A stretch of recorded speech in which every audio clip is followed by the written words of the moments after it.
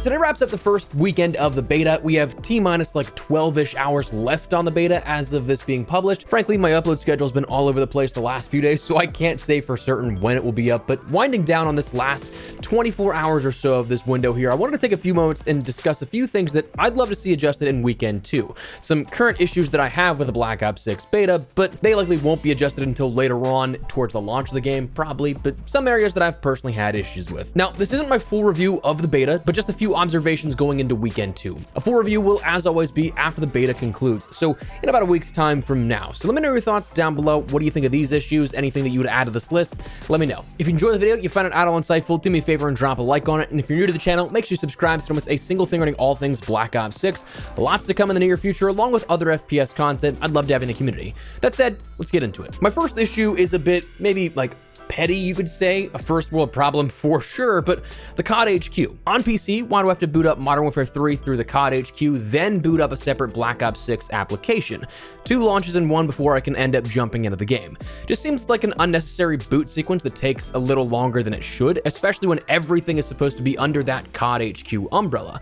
I could understand if everything is uninstalled from the COD HQ and you only had the COD HQ with a Black Ops 6 beta, but even with things still currently supported this year installed on PC, I'm still booting up 2 separate instances here. It also seems that it's more so a PC thing. I don't know if that's an accurate observation, but I feel like booting from the COD HQ into Black Ops 6 on PlayStation, it still has that delay, but it feels like it's a bit quicker to jump into that. Not as much a disconnect. But anyways, again, that's a first world gamer problem and something that's just kind of petty. Next, some real issues come down to spawns. I'm sure that you have had at least 1, maybe 2, maybe a dozen revenge spawns, both either in your favor or not. And with me, it's oftentimes the not, where somebody will just spawn right behind me. Now, why are they bad? Well, this could be boiling down to a number of different reasons. The pacing of the game is absolutely faster, sure. The sizing of the maps seems to be smaller than comparable maps in years prior, sure. But a lot of it comes down to engine.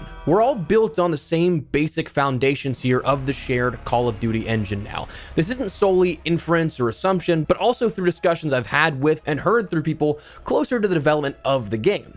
This is one of the driving factors, is just the engine. The spawn logic between Modern Warfare 2, Modern Warfare 3, and now Black Ops 6 may seem familiar because they are. The same basic spawn logic can only be adjusted so much before you have to rework the entire framework of the system at hand, which I don't think we'll see happen. So I think we'll see improvements. Like Modern Warfare 3's beta spawns were horrendous last year. They definitely got better. I don't think there's any really spawn system that is perfect within Call of Duty, but they definitely got better last year. So I do have hopes that maybe within beta weekend 2 or at launch, we can end up seeing these again being better, but I think you'll still see some similarities long term, no matter what.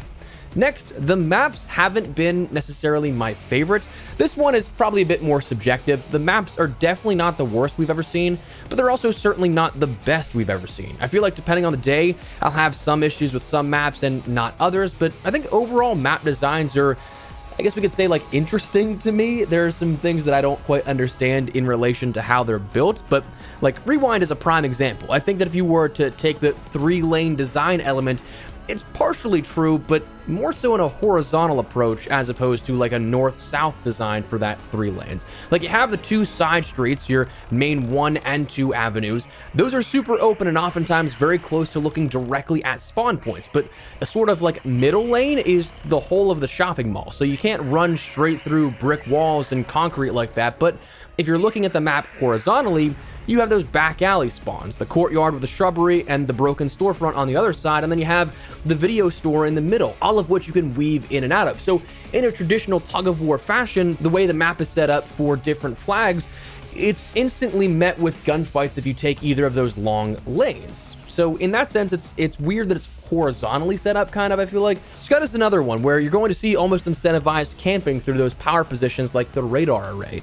You can beam someone off that heady, but it's incredibly tough to do so if you're just like running past. You're in motion, then have to stop and flick and track to an enemy without missing any shots in that process. The underground tunnel of that map also feels like an odd addition in which, like, it's just that sort of service corridor. It feels almost out of place to me. I don't know if anybody else feels that way. Derelict, I think my biggest issue with that map is just the visibility, frankly. I don't mind so much the layout or the flow, but the visibility is certain tough, especially at a distance, I think, on that map currently. Skyline, I don't mind Skyline so much, but Again, design philosophy-wise, it's interesting. The north-south 3-lane approach would require you to include the underground passages and ventilation shafts there, while that horizontal approach still has those standard 3-lane maps. So you do have like a perfect 9-point grid almost, but while Skyline may be the most basic 3-lane map, it's just an odd approach having to take one of those main routes be an underground tunnel system.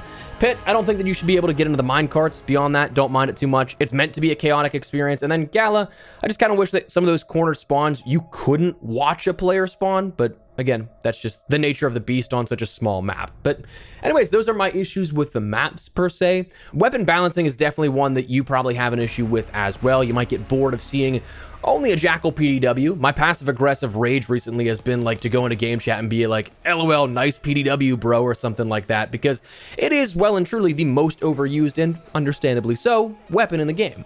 I feel like in the beta, we should try and have a more so solid base of weapon balancing to incentivize all different types of weaponry usage, but I think, again, we'll get there. I think weekend 2 will probably be better. It is mentioned that we will have a weapon tuning pass for the Jackal PDW. Whether or not we see other weapons included in that, we don't know.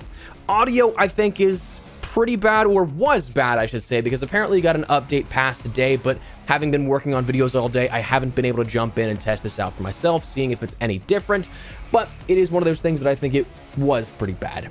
And then solo play is something that I'm sure a lot of you guys have to deal with as well. I've had to play a little bit solo lately because of a project I'm working on here for the next few days, that it's just an entirely different game than if you play with like a 4, 5, or 6-man stack. We've talked about how the matchmaking is sometimes something you can brute force by playing in a larger party, but at the same time, it's that double-edged sword of will it team balance or what? But with solo, there's no chance of that. Your skill bracket and hidden SR rating dictates your players that you're in the game with, and if you're a higher tier player, you could be picking up your Xbox controller for the first time since this time last year and be in a game with a literal world champion in Shotzi. Yeah, that actually happened, and I got absolutely decimated by the other team. So solo play, you're going to see those, I think, higher matchmaking brackets just because it's going solely off your skill and not having to account for maybe a friend that might not be as good as you or something like that, averaging out that sort of skill rating. And realistically, I think that kind of rounds into the last sort of issue that I have with the beta weekend 1 here at this, in which it's skill-based matchmaking. That anecdotal mention of playing solo, it's due directly because of skill-based matchmaking. I'm sure this is something that you have absolutely felt as well. Very, very, very sweaty matches, stuff that you're just like, why am I playing literal pros or something like that? But here's the unfortunate part.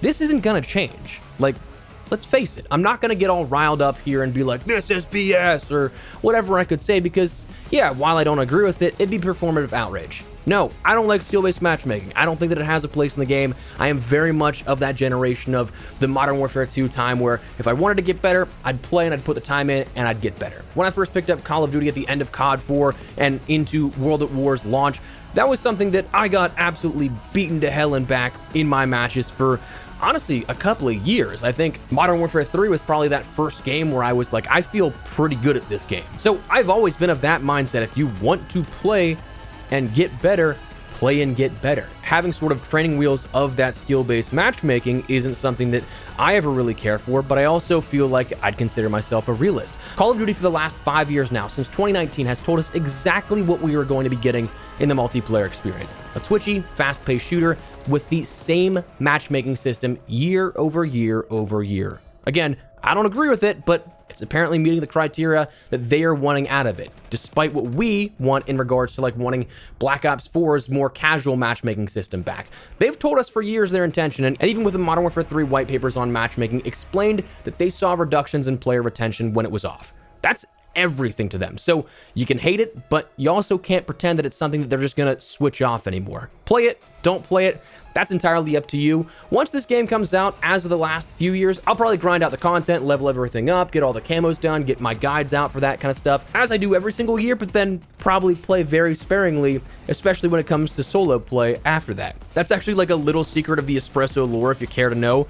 I actually don't play a lot of COD anymore. Like, on the year, still way more than the average player, but from like Season 2 onward the last couple of years, I've played maybe the seasonal updates. I'll stockpile footage, go hard those first day or two of the seasonal updates, and then just chill. I'll talk about what's new, upcoming, or whatever, and that's honestly been a way more relaxing way to go about it, as opposed to playing every single day for hours on end.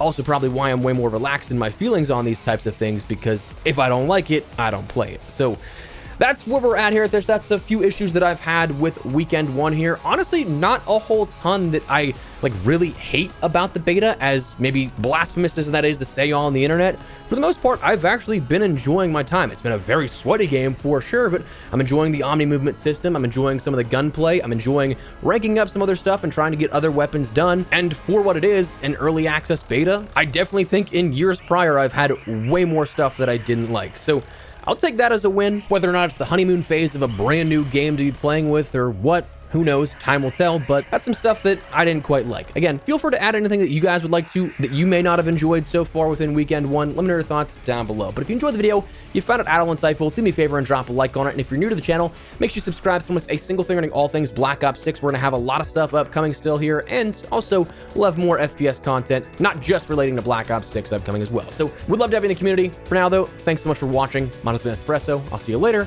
Take care and peace.